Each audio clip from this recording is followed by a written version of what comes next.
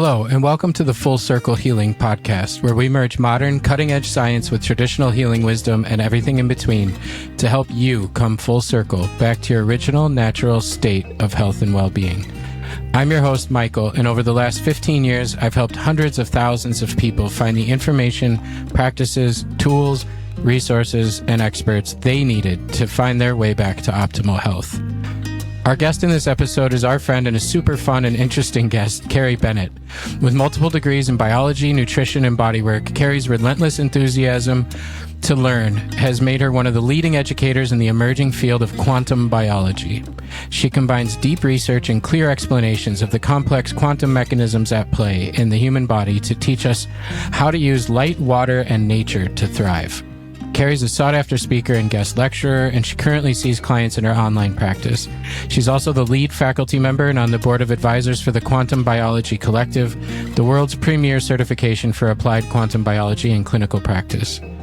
In this fascinating episode, you will learn that the sun is not our enemy, where we went wrong on that story, and how chronic use of sunglasses, sunscreen, and avoidance is actually contributing to a host of health problems.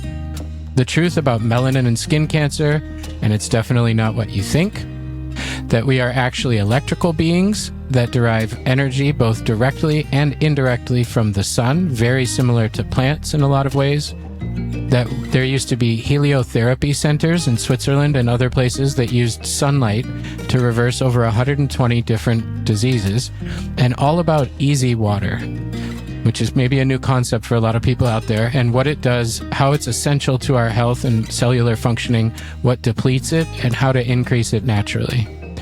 And we're going to talk about so much more. It's a real ping-pong ADD type conversation because I get so excited about this topic that I just bring up a lot of things for her. So this is another one of my favorite topics, something that needs a ton more attention. So if you want to take a deeper dive, head over to rebelhealth.co/quantum and check out all of Carrie's training programs, which are all pay what you can, because she's so passionate about getting this information out there. So there's no financial barrier, pay what you can, and there's really, really cool courses there for you. You can take a deep dive into this information. But let's get started with Carrie now. Hey, Carrie, welcome to the podcast. Thanks for having me, Michael. I'm excited to chat. Yeah, it's going to be fun. This is one of my favorite topics, and I find myself saying that a lot, but I think that just means I have cool guests on. Because yesterday we were talking before we went on air, I interviewed Dr. Kathleen King, and we both love her, and I get to have these super fun conversations with really interesting people doing really interesting stuff. And if you're watching this, you see Carrie's glasses, which are going to be... I feel self-conscious. I have mine in a case on the shelf, and I'm talking to the circadian person, and I'm not wearing them. But it is the middle of the day, so a little bit not as bad, but I should have got them out. And we're going to talk about circadian rhythms. We're going to talk about quantum biology. We're going to talk about light.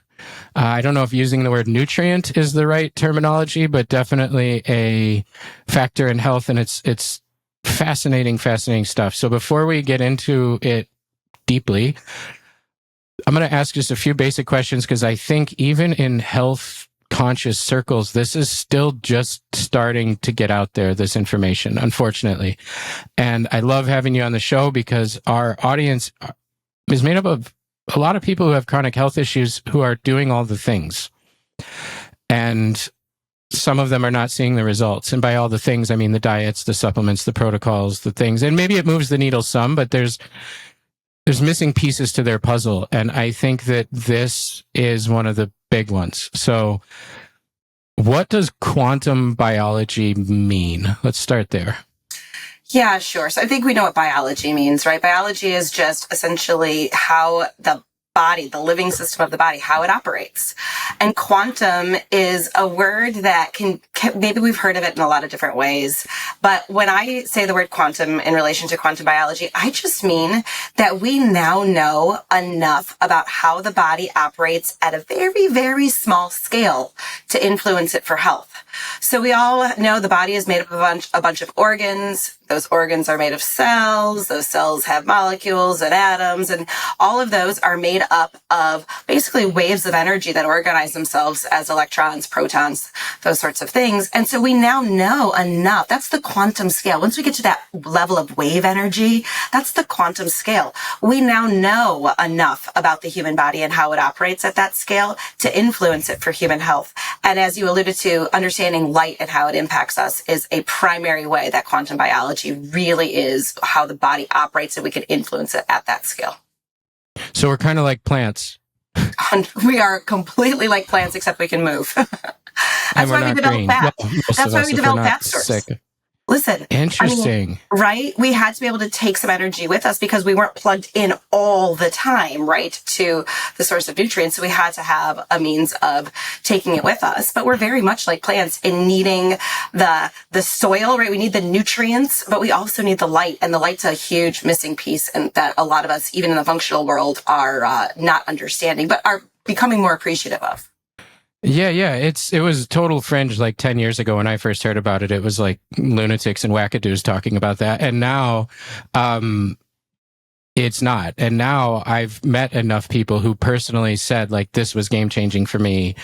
And I'm starting to understand it. My little peanut non-quantum mind is starting to be able to wrap my mind around it. Because when you go from organs to cells, and then from cells to like atoms or molecules, my brain goes, blah, blah, blah. I don't understand how to picture that. I don't know what that looks like. Like, what is a cell? Because you see these drawings of cells in like anatomy. I have a master's in physiology. So I saw these cellular drawings. They have a solid wall. They have solid things inside of them that are the organelles. It doesn't show atoms. It doesn't show protons, electrons. Like it doesn't exist in those pictures. So my brain scrambles, but I've watched enough quantum physics videos on accident on YouTube, and then got sucked into them, and then thought, this is so cool. And then I went to go try to explain it to someone, and like garbled nonsense came out because I didn't understand it.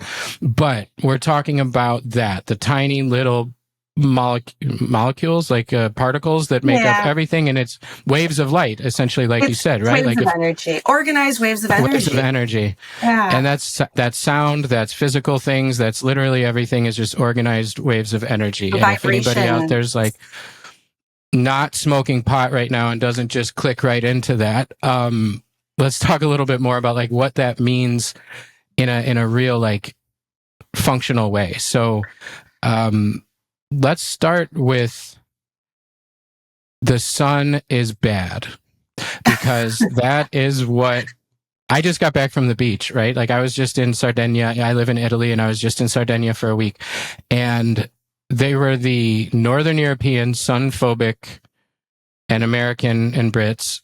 They have lighter skin, so in their defense, they will burn. But I've learned from your posts and others who talk about a lot of whys they will burn, other than their skin tone. And you could see the sun-phobic people who were like covered in paste from the second they arrive at the beach. And then you see the Italians who, like, I'm a little tan right now for people who are watching the video, but there are people here who are brown, who don't have brown skin naturally, who by the end of the summer are brown, and they're out in the sun. They go in the sun, they're in there in the morning. And so there's this cultural sun fear that exists. And in the health space, if the sun touches you, you will get skin cancer, right? So can you just talk around that nonsense and explain maybe a little of like where that idea came from, or like how that even came about, if you know, or like what the truth is? Let's vindicate the sun. Yeah, sure. So, first and foremost, the sun has literally been around since creation has ever existed, right? And so to somehow assume that we need to villainize it and shield ourselves from it and it's out to get us, that is a complete misnomer. It's a complete lie. What humans have done is misused the sun. And we can talk about the ways that we've misused the sun. So then, yes, you may have burned from the sun, but that's your misuse. That's not the sun's fault. And the place where this really diverged, I mean, the sun was worshipped for millennia, right, in terms of its life-affirming energies. And so, it was still actually viewed in quite a high esteem around the mid to late 1800s. You had a lot of heliotherapy clinics or clinics that used sunlight popping up in places like Switzerland, high up in the mountains, right? So as you go higher up into the mountains, the sunlight gets even more intense. And so these forward-thinking physicians at the time said, well, these people are weak, they're lacking energy, they've got expressions of disease. Let's see if we can get them into an environment that has a high energy, a high solar yield, it would be called. And so they would slowly and gradually take their patients and wheel them out into the full spectrum light, and then wheel them in and gradually and progressively expose more and more of their body for longer and longer periods of time to this really intense light. And they literally healed over 120 different disease diagnoses. And so thousands of people would flock to these heliotherapy clinics for this. At the same time, more closer to the early 1900s, you had researchers in a lab who would be able to isolate cell tissue cultures. So like little slabs of cells, right, in a petri dish. And these researchers were shining a welder's arc. Can you picture that really bright, intense arc that people would weld with? That's a really intense ultraviolet source. They would shine that welder's lamp at the cells, and then they would assess the cells, and they would see tissue damage and DNA mutations. And so that group of researchers started to say, but look, ultraviolet light causes cancer. It damages your DNA. We need to protect ourselves from it. And so I don't know about you, but that's nowhere near close to an apples to oranges comparison. But you can imagine which group ultimately got more funding and won out in terms of being able to publicize their story. And now that's why we villainize the sun. That's why sunscreen came about. That's why sunglasses came about. And, we're just starting to come out of that. But there was a massive group of doctors actually healing people using sunlight. So don't blast yourself with a welder's tool. Correct. I would always say protect yourself from that. That's so, like, you can take that story, and there's so many other ones that are similar in different areas of health, quote, research, or like, how did we get here? I ask that how did we get here question quite a bit when I interview people with different specialties, and there's always some sort of like nonsensical bullshit thing that happened, like some twisted like thing, and then everyone runs with it. And so I knew there had to be one here. We didn't rehearse that. Like, I didn't know that ahead of time. I just knew there had to be like some nonsense that happened, and then everyone's like, look at that. Let's make the sun bad so we can sell a thing so that you could put on you to protect you from the bad thing. So let's talk about, you mentioned sunglasses, and you mentioned gradually exposing more parts of their body, gradually for longer periods of time and more exposure. I've recently learned two things from your content, and I follow a doctor. I forget his name on Instagram, but there's a doctor who talks a lot about circadian stuff now. And I learned, one, I'm going to butcher this, so I'm telling you what I learned so that you can correct it and explain it in real terms. One is that sunglasses make us burn more because there's light that's not getting in our eyes that doesn't signal our body to tell it that it's outside. And so then it doesn't make things that protect you from burning. And two, going outside in the morning and having morning sunlight on your skin also tells your body that there's sun and makes you make things that make you get less burned. And part of the reason that we get super burned, especially Northern Europeans, Americans, Brits that I see on the beach here, they're always wearing sunglasses. They don't go outside at all. And then they go to the beach at noon and stay exposed for 3 straight hours. So that Exactly. ball, did I get any of that right? You got so much of that right. And so if you want me to dive into that more, I absolutely can. Yes, please. Yeah, because I find it fascinating. I was preaching it in Sardinia to people. No, I mean, you're absolutely right. So here's the deal, right? We have these axes of communication in the body. I think some common ones are like the gut-brain axis that people hear about. And so that we've got these pathways of communication. But one that people don't realize exists is a connection between the eyes, which are brain tissue. They're specialized brain tissue. They're an extension of the brain. So the eye, essentially brain and skin axis. And when we allow all of those, when we allow the signals that the eye receives, meaning the light frequencies in our environment that the eye perceives, to match up with the light frequencies striking the skin, the brain can say, and locally at the skin, we can start to upregulate processes that help us tan, and that we build our own, literally our own endogenous sun protection factors, things like urocanic acid. And so when we allow that to happen, the body understands what it needs to do, because yes, that light is intense. We each person, based on the amount of melanin we have in our skin, can handle so much of that intense light at any given session. But if we allow the built-in pathways to do their thing, the body will naturally put on the urocanic acid in the skin layer, build a tan that's more melanin. And then at some point, if the skin says, oh, this is a really intense light, you need to pull yourself out into the shade, we get a slight warming or pinkening effect. That would be not a sunburn right there. That would be just a gentle histamine production that is like that pinkening effect, right? That we would it's get like if a you've ever nudge, had like, hey, this is enough, get out of here. Get the heck out. But that histamine can get cleared, right? So that person who sees that sun signal and then throws on, let's say, a linen cover up or something, or goes into the shade, that individual then the next morning, they're not like, oh, ooh, I'm fried, right? It's like that's completely gone, and they've laid down a tan. They can repeat and do it again. But when we wear those sunglasses, they block the vast 99% of the ultraviolet light gets blocked. Can you imagine if the eye says it's not only there's no ultraviolet light, but it's dark because you have the darkening effect of the sunglasses. Yeah. So basically they're telling the brain it's nighttime. It's nighttime because there's no ultraviolet light. It's dark now. So you don't have to worry about any skin protection mechanisms where the skin is saying, yowzers, help us out. We got to sync this up. That's when you're going to burn. And I used to be that person who burned. I used to be really sun sensitive, or so I thought. So I always protected my eyes, because I couldn't handle the brightness. And then, I would go out and I would misuse it in another way. When I'm going to talk about it, you can picture a typical American, 4th of July barbecue. I would totally misuse it. I would go out there and I would fry. And I was like, I'm just one of those skin types.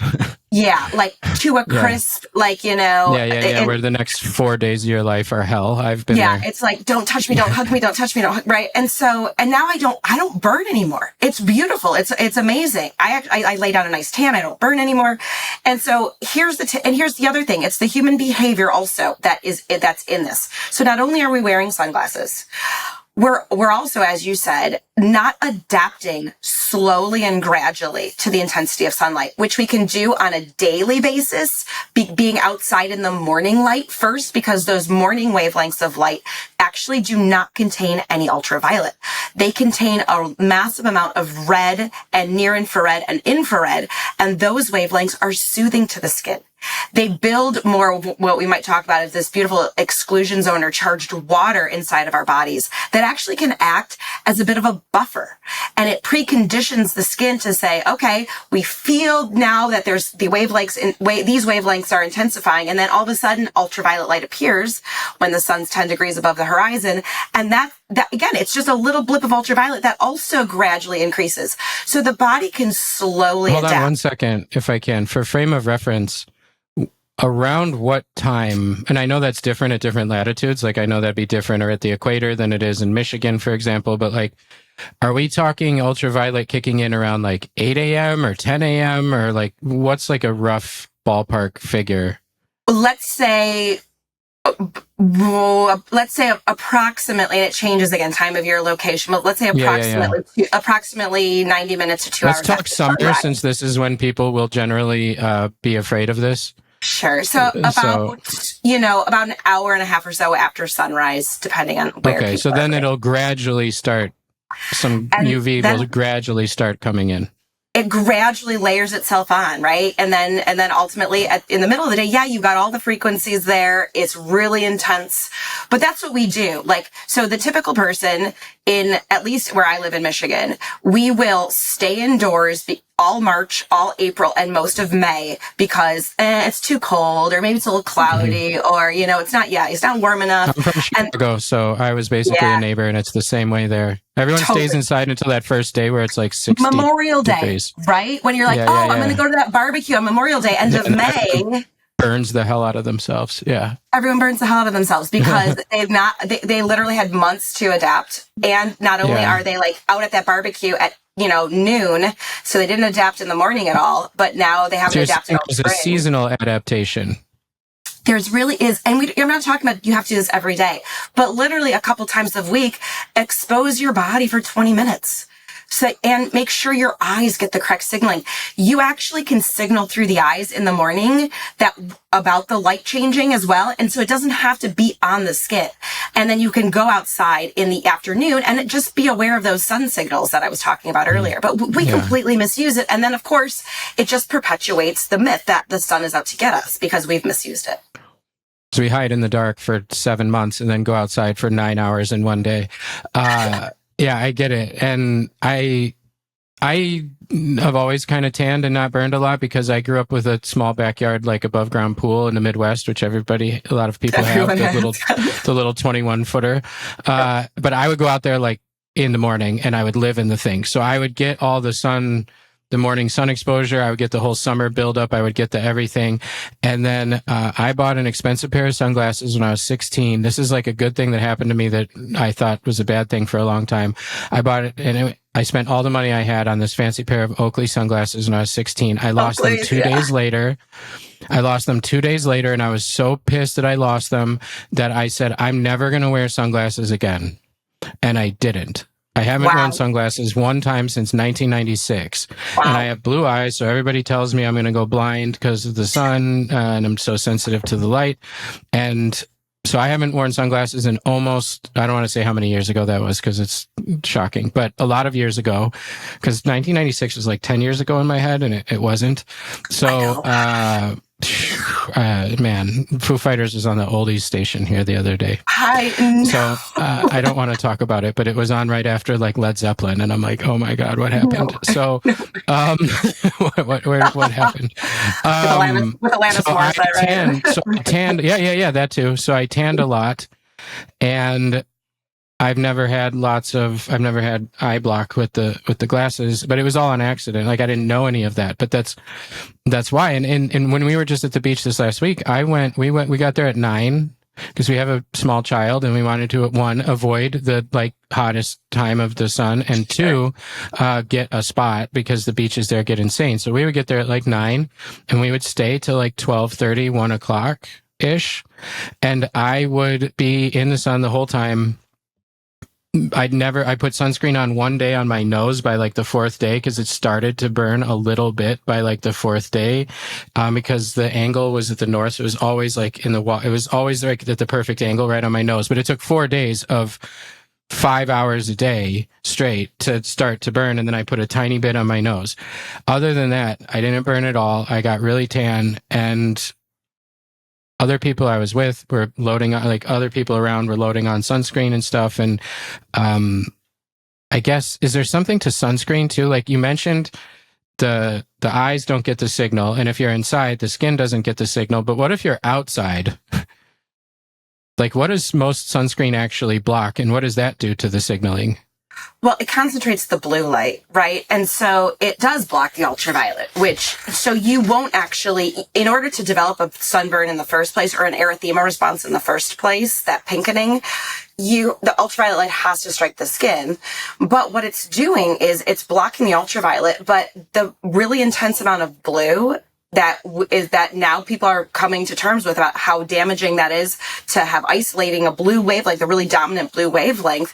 That really intense blue is actually penetrating even deeper. So there is so much research now. This is funny, right? Because there's so much research now, not even to talk about the chemicals in the sunscreen, but there's so much. Well, that's a whole nother, I've talked about that with Laura Adler, who does toxin education, and she goes on a rant about smearing poison all over your body. So we can refer people to that. Let's skip the poison aspect of it and just talk about like the functionality. Well, the funny thing now is that the research that used to be all about villainizing UV light, now they're actually studying, they're like, oh, but wait, this is not really telling our story. So now they're doing research on what's called HEV, high energy visible light.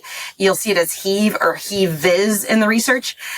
They're talking about blue light. They're talking about, maybe high intensity blue light, isolating it and targeting it to the skin is causing skin cancer. And we're talking not only because of sunscreen use, but we're talking about it because of what all of our lighting environments are like indoors as well, right? Oh, maybe it's causing macular degeneration. Maybe it's causing lights, the LED lights. Right, exactly. So it's funny. I mean, it's tragic, but you have to laugh at it because it's so absurd. It's like, when this is a little off topic, but I've noticed this trend. Like in modern times, you always think that what people used to think was true is silly. Like from like Roman mythology, like people might, like Roman mythology was their religion. Like that was their religion. They didn't think it was silly, but to people now, it's like a silly story. Or, lobotomy, like cutting out parts of people's brain, or like, I don't know, take XYZ examples of like insane things that you can read about to us now. Like we think it's totally absurd and silly. Like this whole thing with hiding from the sun and wearing sunscreen and blaming cancer on the sun and not the things we're putting on our skin and not like the lights that we've made and all, at some point, enough people are going to understand this beyond like the scientists who are honestly looking at it right now. And I think it's going to be one of those things that's like, just like don't eat carbohydrates or don't eat any fat or don't eat whatever today's like hardcore trend diet is, or, like I could pick out a bunch of them that have even evolved in our window here. But I think this is going to be one of those things where at some point educated people are going to look back on this and be like, oh man, we screwed this up. And like, how did we get here? Because I looked it up after I was at the beach and I saw all these brown Italians. I was like, what's the skin cancer rate in Italy versus the United States? It's higher in the United States. And there are way less brown people who stand outside in the sun all day. Like, totally. Way less. Like, the beach culture here and the outside in the sun in the summer culture is like, that's their jam. Like that's what they do. And totally. More of them smoke too. And they have less cancer. And I'm not advocating smoking. I'm just saying like they should be dropping like flies. And the rate of skin cancer and other chronic disease related to that stuff is much higher in the United States, where everybody's afraid of the sun. Yeah. Well, even more mind-blowing, there was a really great research article done. Now, this was a Swedish cohort where they looked at people who had diagnosed melanoma, and those who got more sunlight post-diagnosis had better survival rates. So if that's the thing that's causing it, you would think it wouldn't also be the thing that gave you better survival rates. So we're looking at melanoma. So what in according to like, let's play in reality now of how the sun and our body actually works. There's a pretty significant increase in melanoma in the last, I don't know how many years you want to go back, since the Industrial Revolution, some sort of astronomical increase in melanoma. So what is the real reasoning or mechanisms, or why would that actually be happening based on what you know about light and the skin? And I mean, I'm sure you've read stuff or... Yeah, it's not just melanoma. You look at so many aspects, and this actually brings about a really interesting topic on light about melanin and how melanin gives us free energy. And it's this, and so it's not just melanoma, right? Which is a deposition of melanin, a darker deposition of melanin in an isolated area.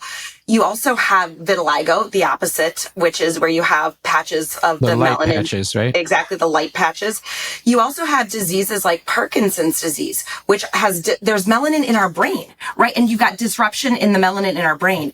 And so much of what I see when I look at these things, I don't ever look at them as an isolated disease. I look at what are the commonalities? What am I seeing? And I'm seeing how melanin does not do its job anymore, or melanin function goes awry because the wrong signals are being sent to the body. So what does melanin do for us? Melanin actually, it literally gives us free energy, Michael. When melanin is in our bodies, either on our skin or deeper inside of us, every melanin molecule is surrounded by a shell of water. And that melanin, the reason why melanin is dark and can get to be a very, very dark pigment is because it absorbs light.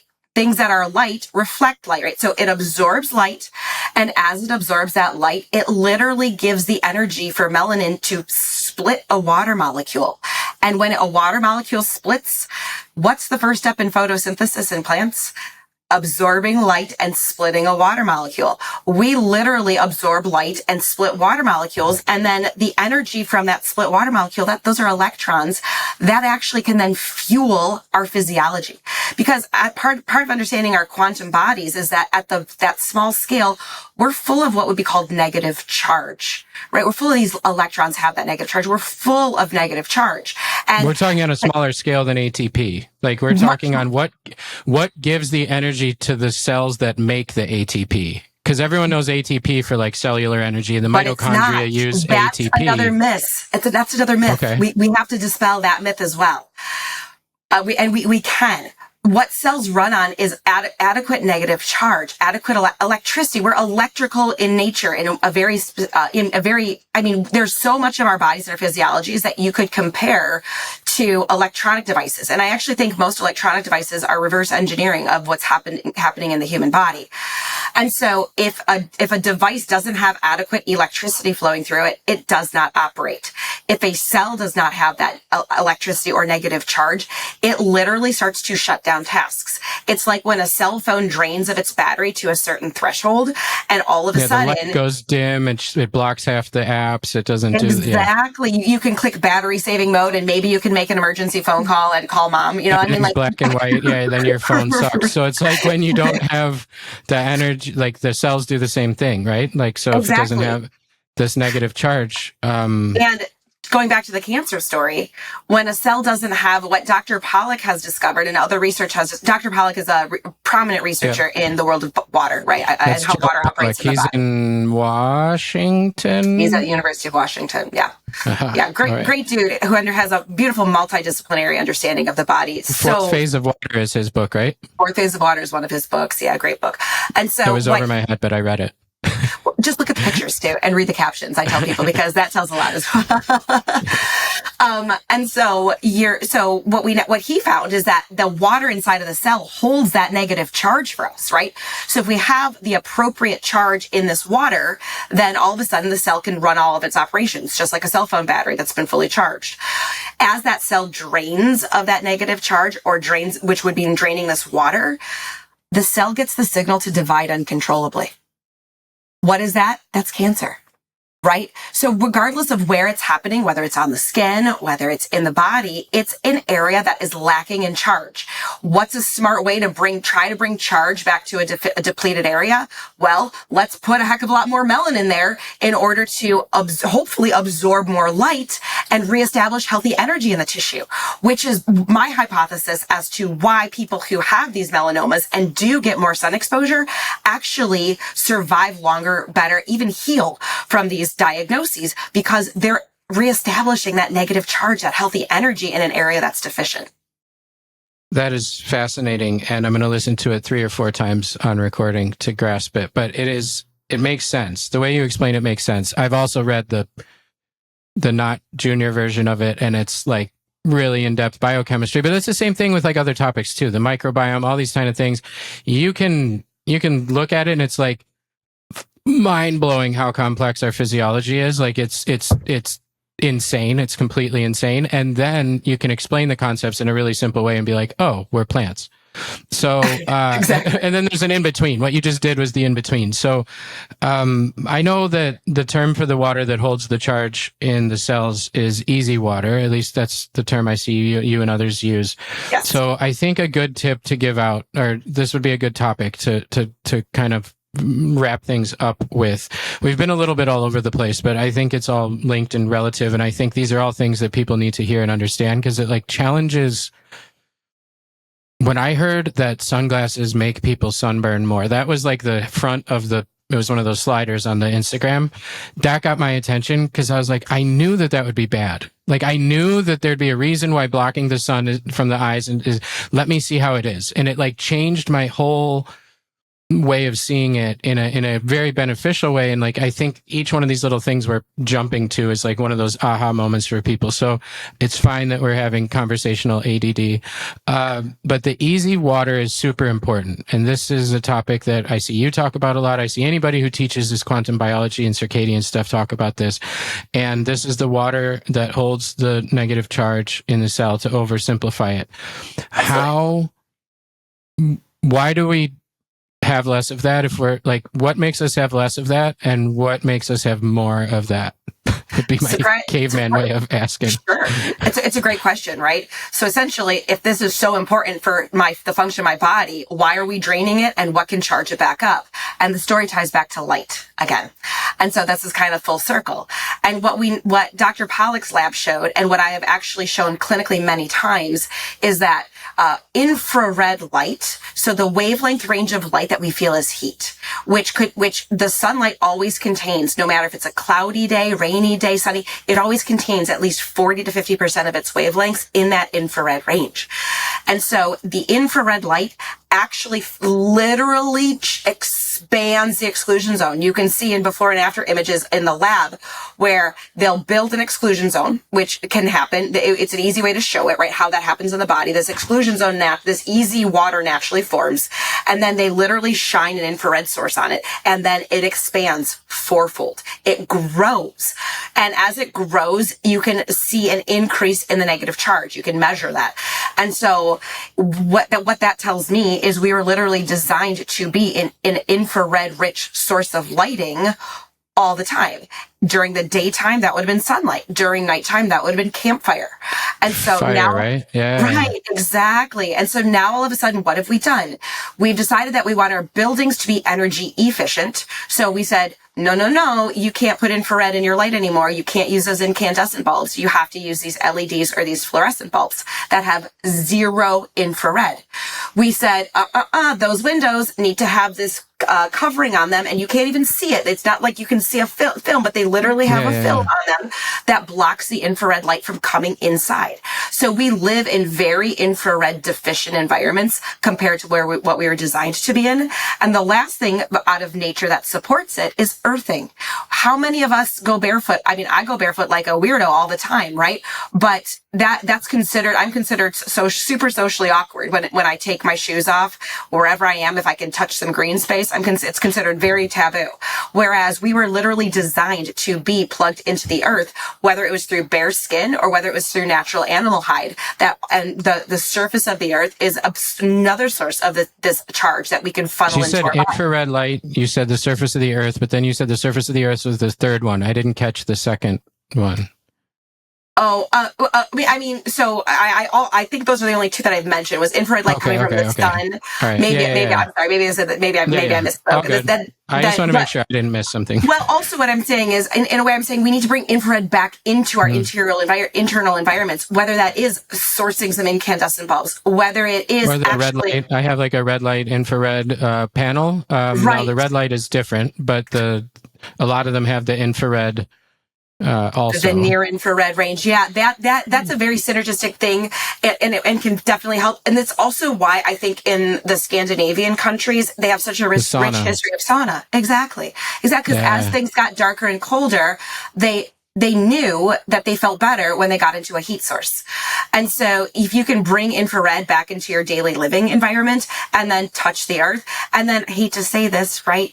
Because they're everywhere, but non-native EMFs, wireless radiation. So the AirPods, the Apple Watch, the cell phone, Dr. Pollack's lab showed that it shrinks the exclusion zone. So we're living in environments that are inherently depleting that water battery, and we need to seek out sources of that infrared as well as touch the earth in order to replenish it on a regular basis.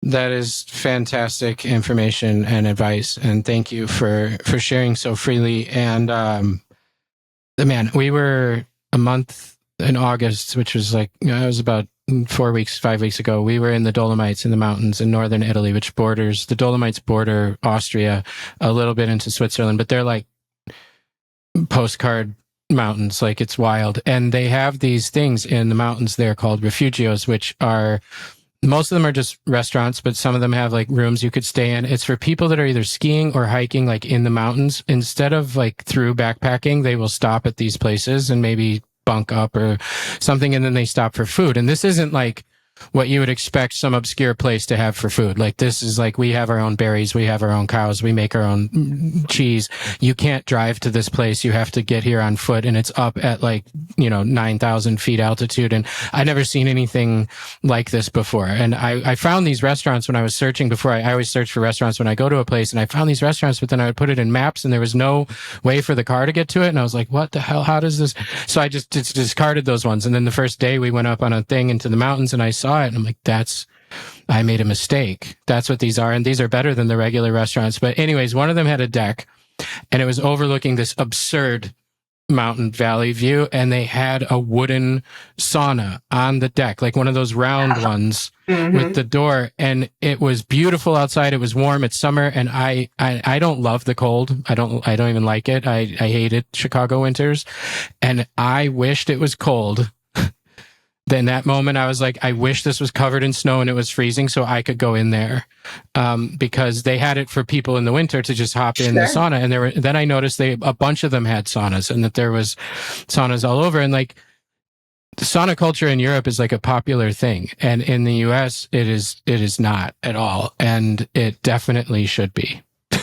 Agreed. I mean, it makes, I always look, so the way I kind of suss out what's happening in the world or new information that I receive, I look into what's the history, what's the historical usage of something like that, and how does nature operate? And if I can kind of cross-reference those two things together, it really helps me hone in on what I want to dive deeper into.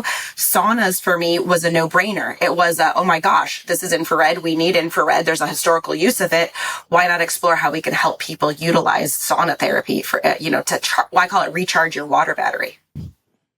I'd never heard it stated that way, but it gives me another reason to love it. I owned an infrared sauna in the States, and it's like the thing I had to lose when I moved over here that like broke my soul, because I went in it like almost every single day, and I haven't replaced it yet. And it's like when people say, what do you miss about? And I'm like, my infrared sauna. And they're like, no, but what about? I'm like, my infrared sauna.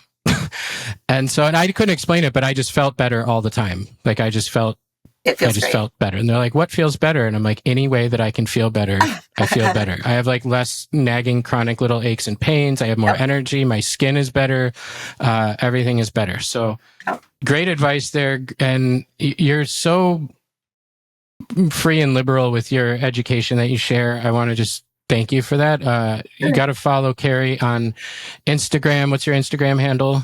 Carrie B Wellness. Carrie B Wellness. And that is where you will find the best education. Like you could get an awesome level education just by going to her Instagram page.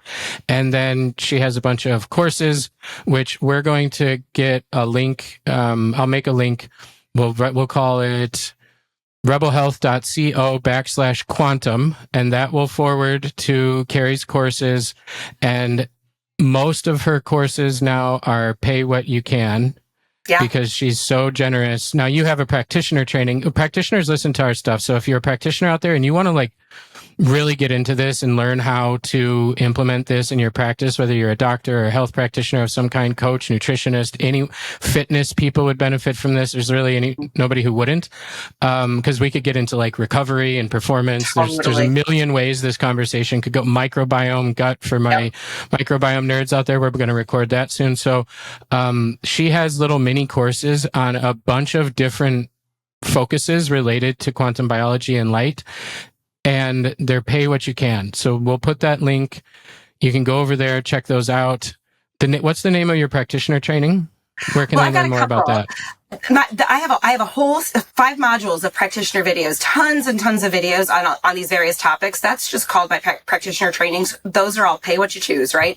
Whereas my practitioner like the one where I mentor people is my practitioner mentorship program.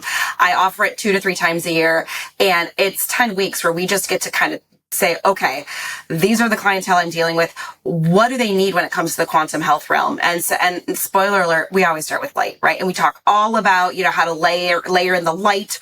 We talk about the hydration, the water. We talk about the mitochondria. We talk about all these things that I think are overlooked as foundational and really moves the needle, regardless, as you alluded to, regardless of your specialty, your area of expertise. This only enhances what you currently do.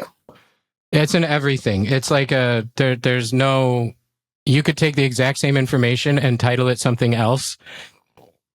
Quantum light biology fixes for X, and then change the title to something else and something else and something else and something else. And I'm sure there's certain things like putting the infrared light on your belly or like whatever. But sure. What I'm getting at is that it's for we are designed for this. This is like literally how your biology works. And when we remove ourselves from how our biology works, whether it be light, infrared, contact with the earth, all this stuff, and then we put ourselves in environments that is not how our biology works, at some point we're going to finally realize that this is where all the problems with our biology come from, whether it's chemicals or light or food that isn't food or sitting all day when our bodies are designed to move, or et cetera, et cetera.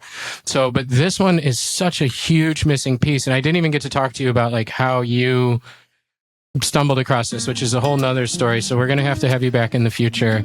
Totally. And just thank you so much for sharing so much. Go to rebelhealth.co/quantum. Check out the courses, pay what you can. If you're a practitioner, reach out to Carrie, follow her on Instagram because you'll learn tons of stuff, and your graphics and your posts are like really fun to read and watch and look at. So thank you so much. Yeah, thanks for having me. I always love chatting with you, Michael. I'd love to do this again sometime. All right, great. We'll do it.